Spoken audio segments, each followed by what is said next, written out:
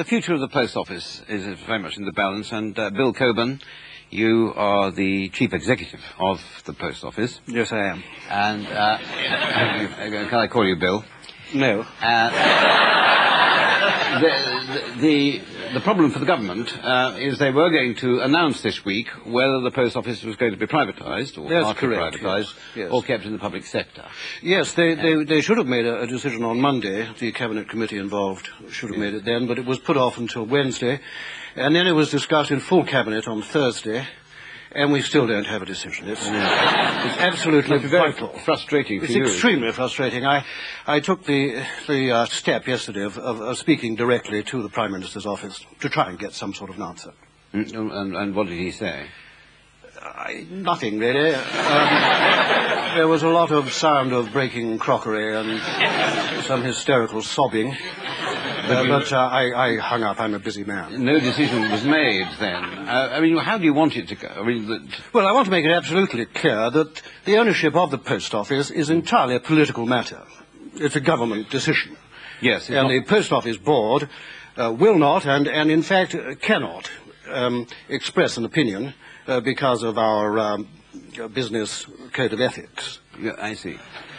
Yes, but you have spent £2 million, haven't you, conducting a campaign in favour of privatisation? Yes. Are you implying by that by spending £2 million campaigning for privatisation, we're in favour of it? Well, I mean, I suppose on the face of it, you're saying that you could just as easily have spent £2 million campaigning against it, could you? Absolutely. Or we could have spent £4 million having two campaigns, arguing for and against. And why did you do that? Well, we thought it would be a complete waste of public money. I see. So what is your reason for wanting... I mean, you personally want privatisation, don't you? Definitely want privatisation, because I don't think that anybody realises quite what an appalling situation the post office is in. Is it?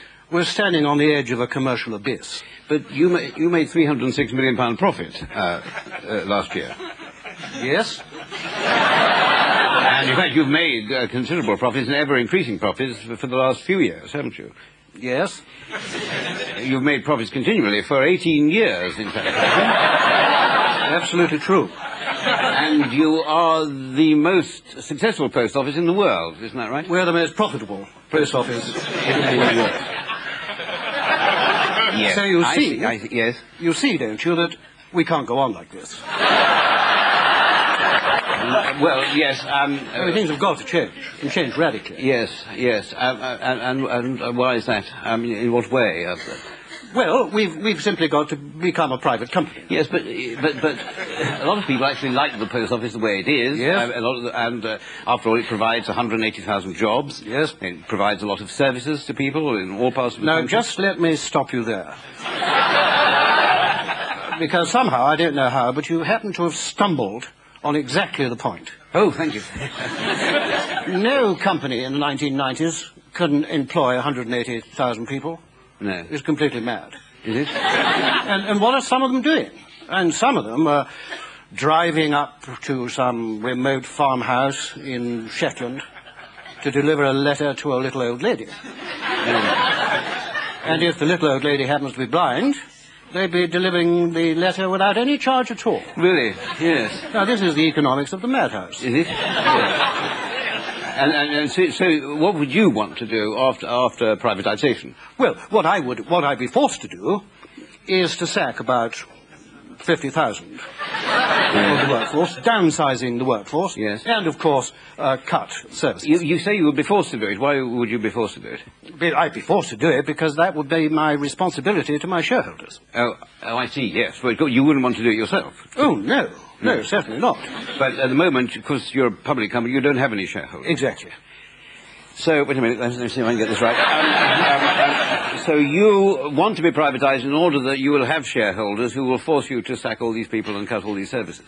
You've got there in the end. Yes. Thank you. Thank you. I see. So that's the real reason, is it? No, that isn't the real reason. Oh, I see. No. What we must be is competitive. Because I don't know if you know it, but we're getting a lot of international competition. in the postal service. Oh, really? Other post offices want to take over your Dutch business? and the Germans want to come over here and take away our business. Well, yes, I can't quite see how that would work. You're saying that a postman in Frankfurt, say, would wake up one morning and say that I've got to go off on my postal round in Surbiton. These foreigners will do anything.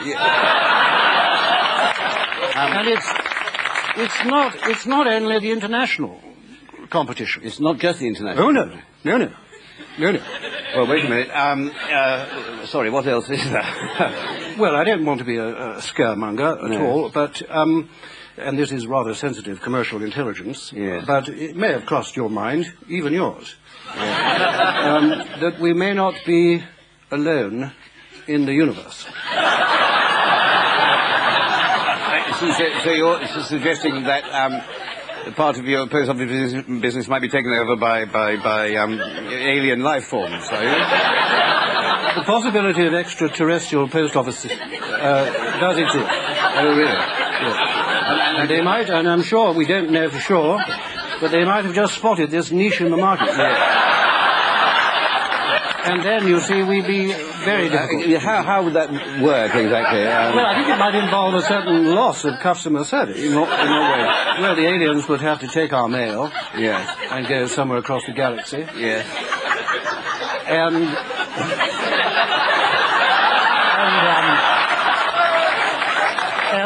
sort it there. Yes. And it might take a very long time for it to get back. Yes. I imagine.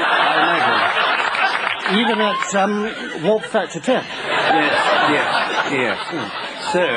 So you want to be in a position to compete with alien life forms? Yes, and in order to do so, we must have a level playing field. Yes, of course. We must be seen to be lean and mean and green. Well, perhaps not green, because they'll be green. So that's the real reason, then, is it, for... No, that isn't the real reason. No, that's the real reason.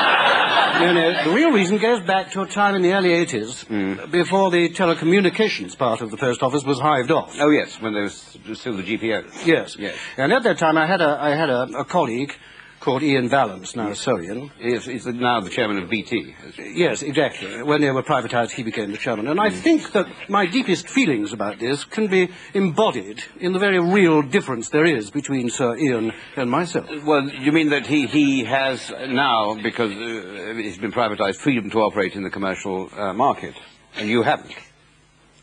No.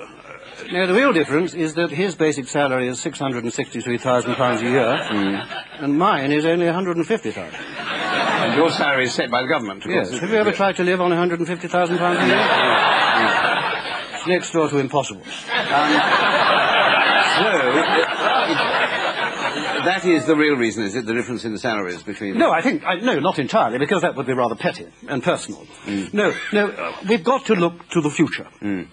Because, you see, if the government doesn't decide to privatise now, they won't for the length of this Parliament. No, of course not. And then there will be an election, and Labour will get in, and of course they won't for another 5 years. No. And even if the Tories get back in after that, it will be a year or so before they get round to doing anything about it, and by that time it will be 2002. 2002, yes, something like that. And I'll be 59. Yes, and you think that you'll be too old for the job? No, not that. No, it's just that I'll only be able to pay myself a huge salary for 1 year before I retire, and my retirement deal will be based on that year's salary. So I see. Well, that's very strategic thinking. So, in fact, the real reason that you want the post office privatised is, if I can put it, summarising it, it's a mixture of ruthlessness and greed, is it? Well, that's very nice of you to say, sir. Thank you very, very much. Not at all. No. Aren't we leaving out stupidity? Sorry, yes. Ruthlessness, greed and stupidity. Well, thank you. Bill Coburn, I think your sedatives are ready now. Thank you very much. Thank you.